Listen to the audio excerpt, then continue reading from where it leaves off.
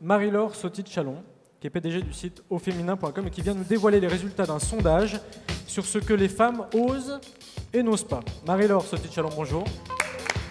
Je vous laisse la parole. Merci. Alors on voit juste après Catherine Destivelle que les femmes osent beaucoup. C'était à la suite du livre d'Aude, Femmes si vous osiez, qui nous est venu à l'idée d'interroger avec Harris Interactive aussi les hommes pour savoir ce que finalement les hommes et les femmes osaient ou n'osaient pas. Alors on l'a fait dans 3 domaines, la vie professionnelle, la vie personnelle et la vie quotidienne. Et ce qui est intéressant finalement, c'est à la fois de voir ce que les Français osent ou n'osent pas, et puis les différences entre les hommes et les femmes. Alors dans la vie professionnelle, par exemple, c'est intéressant de voir que pour les deux sexes, il est facile d'affirmer ses opinions, 87%, facile de demander des congés, facile de prendre la parole. Et il est difficile pour les deux sexes de demander une promotion, on voit là la fragilité et la précarité, de demander une augmentation, ou de faire des sacrifices, ou de créer sa boîte. Mais ce qui est intéressant, c'est que là, par exemple, il n'y a pas de différence entre les hommes et les femmes. Créer sa boîte, c'est aussi difficile pour un homme que pour une femme. En revanche, il y a une grosse différence sur prendre la parole. Il y a un écart de 12 points entre les hommes et les femmes, donc sur la facilité de prendre la parole en réunion. Sur les sujets de vie personnelle, le premier élément qui semble facile, c'est un peu triste d'ailleurs, 87% des Français considèrent que c'est facile de gronder ses enfants. Que c'est facile aussi de dire non quand on ne veut pas faire l'amour, qu'on peut parler de choses intimes à son conjoint, sans doute ça a évolué avec le temps. Et ce qui est difficile pour les deux sexes, c'est de refuser une invitation de sa belle famille, d'entamer une relation amoureuse, ou de parler à ses parents de choses intimes. Il y a encore des conflits générationnels. Et quand on regarde les différences entre les hommes et les femmes, ce qui nous a intéressés chez Au Féminin, c'est beaucoup de sujets sur la drague, la séduction. C'est plus difficile pour les femmes de rappeler un premier rendez-vous, 20 points d'écart entre les hommes et les femmes.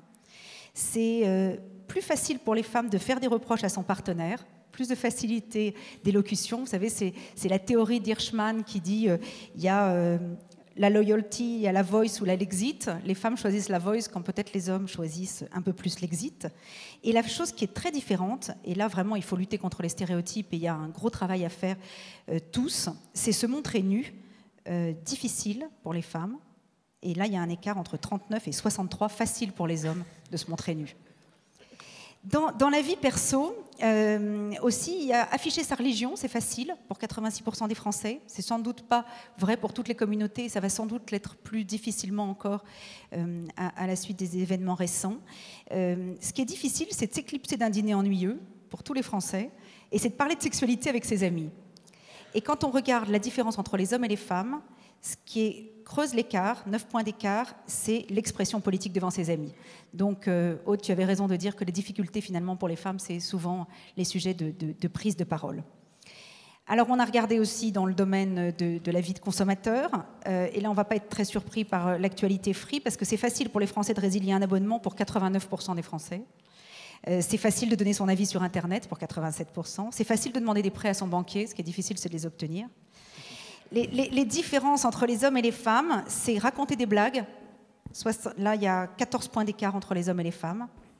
Assumer son corps, 79% des hommes facile, 56% des femmes. Donc, encore une fois, le poids des stéréotypes, le poids des apparences, donc l'éducation, enfin, tous ces sujets. Être un geek, c'est assez difficile pour tous les Français, mais c'est beaucoup plus facile pour les hommes, 42, 28 que les femmes. Donc il y a une difficulté là-dessus. Et ce que je trouve assez touchant, réclamer le remboursement des dettes, c'est difficile pour tous les Français, mais c'est plus facile pour les hommes, 13 points, que pour les femmes. Alors enfin, on a fini le sondage par regarder ce qui était possible sur Internet. C'est facile sur Internet, avec son identité, de parler de cuisine, premier sujet, de parler de loisirs, de parler de sorties. Donc voilà tout ce qui est facile sur Facebook et sur les réseaux sociaux. Et quand les sujets sont difficiles, eh ben on les fait, et ça nous réjouit chez Au Féminin, avec l'anonymat, c'est-à-dire les sujets financiers, les sujets de sexualité, les problèmes de couple. Clairement, sur l'ensemble de ces sujets, les femmes osent plus que les hommes s'exprimer. Voilà, donc on a finalement quantifié des choses qui étaient importantes, qui étaient ressenties, et puis on a décidé de conclure chez Au Féminin par une phrase de Tite-Live qui est toute simple: il faut oser ou se résigner à tout, donc il faut oser. Merci. Merci beaucoup Marie-Laure.